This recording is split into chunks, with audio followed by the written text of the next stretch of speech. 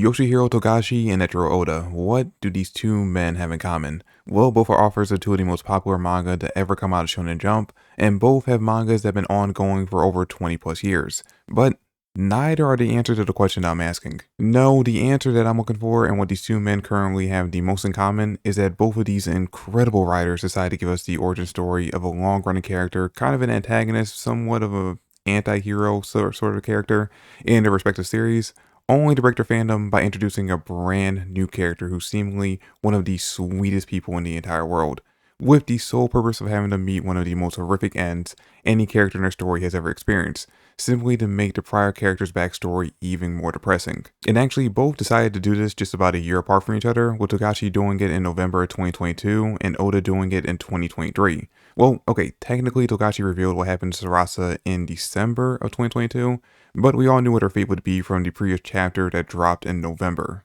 And look, we all knew from the moment Ginny was introduced that her story was not going to have a happy ending. I mean, she was a brand new character being introduced in a flashback that we've never seen or heard about before in the present day, which usually means that they died prior to the beginning of the story.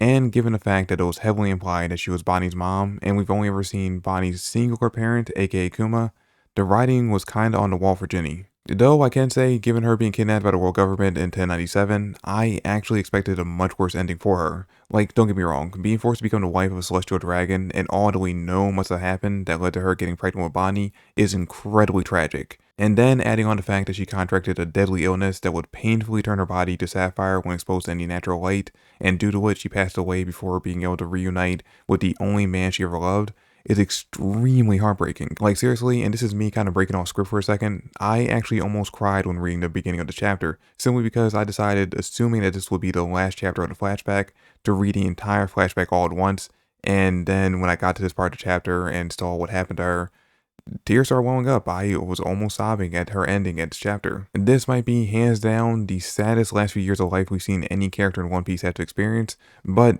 the one saving grace, the one thing we can say at the very least she got this in the end.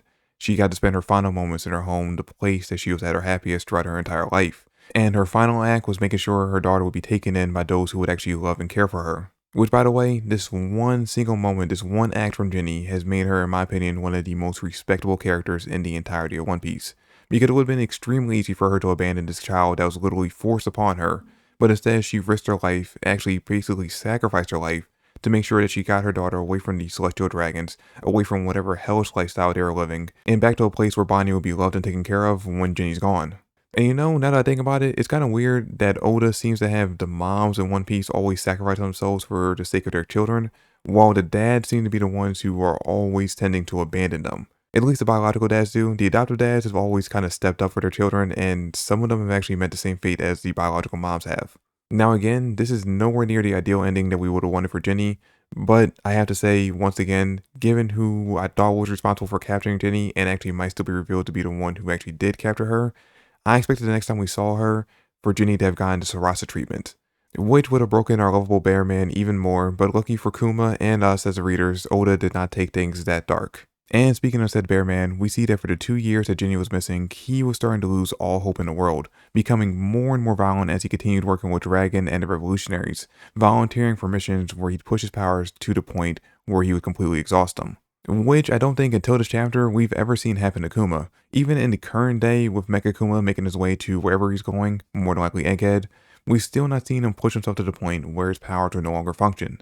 I think the closest we've gotten so far is when he crashed into the red line and was forced to climb it, but it's heavily speculated that it's not because his power stopped working at that point, but it's simply because the red line was just simply too large for him to cross over without having to be at the top of it.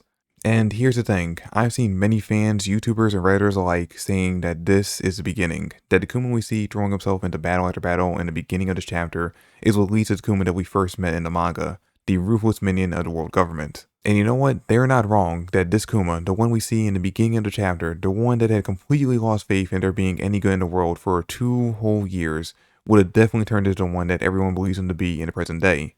But I'm not convinced that that's the real Kuma. In fact, I never believed that Kuma was truly the ruthless slave of the world government that most of the fandom believes him to be. And while I have a whole video I'm working on explaining why I think that, I can give you at least 2 reasons in this one. For one, to the best of my knowledge, even in the present day and during this flashback, we never actually confirmed that Kuma's killed anyone, even people who actually deserve it, like a certain king that we're going to talk about later on in the video, and 2, because he had Bonney. Despite how traumatizing losing Ginny was for Kuma, you can clearly see in this chapter that raising Bonney brought back that spark in him, that hope that there is good in the world, even if it is in a small portion of the population. And the fact that the residents of Sorbet Kingdom, those who Kuma spent a majority of his life selflessly helping, all rallied together to help him care for Bonney without even having to be asked, proved it to him. Even Dragon, who was losing a major source of power for his army when Kuma decided to leave it to care for Bonney when she got sick, instead of trying to convince him to stay on like any other military leader would, he did everything in his power to help Kuma find a doctor that would cure her illness. Now, as of the recording of this video, we still don't know for sure what leads to Kuma joining the warlords and becoming a slave again for the world government, but I'm confident in the fact that despite everything we've seen from him in the present day, the Kuma we see in this flashback, the loving, caring dad, is the real Kuma, not the ruthless monster that everyone believes him to be. And speaking of working for the World Gov, Oda might have given us a clue as to what caused that. Well, actually not a clue. He flat out tells us in this chapter that curing Bonney is the condition Kuma had for basically becoming her slave again. As we find out from the doctor sent by Dragon that Bonney's disease, which is the same one that Ginny had, is completely incurable, and that she would most likely not make it past the age of 10. Which at this time in the flashback, she is currently 5, meaning she only had another 5 years to find a cure. Oh, by the way, at this point the flashback is only 7 years prior to the present day, confirming all the Bonney is a kid theories, with this making her at the most 12 in the current arc. And I guess that means that this was possibly Bonney's true form when we first met her when she tackled Zoro. Bringing into question a lot of things we've seen from her, especially in this arc alone, but I'm not going to talk about that because this is a much more serious video than, well, one that would actually warrant that topic. Anyway, obviously Kuma, desperate to find a cure for Bonney, would be more than willing to sacrifice himself to save his daughter. I mean, he's been doing it for complete strangers his entire life. And with King Bekari making his grand return to Sorbet Kingdom, more than likely aided by the world government, this could be his chance. Make a deal to do the dirty deeds of these deplorable people, in exchange they save Bonney. Either that or, they end up capturing him. Regardless of which, the end result is that he eventually meets Dr. Vegapunk, who, despite working for the World Gov, is actually kind of a decent person. When he's not building them weapons of mass destruction.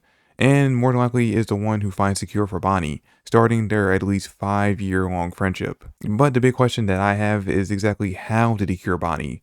Personally, I think the cure has something to do with that piercing Bonney has right under her eye, because if you notice, it's in the exact same spot where Sapphire appeared on her body. Now, it could be just an accessory that she uses to replace her jewels, as she calls them in this chapter, or it could be a device created by Dr. Vegapunk used to keep her disease at bay. We'll find out for sure in the next chapter or two, but until then, let me know in the comments down below, how do you think that Dr. Vegapunk ended up curing Bonney?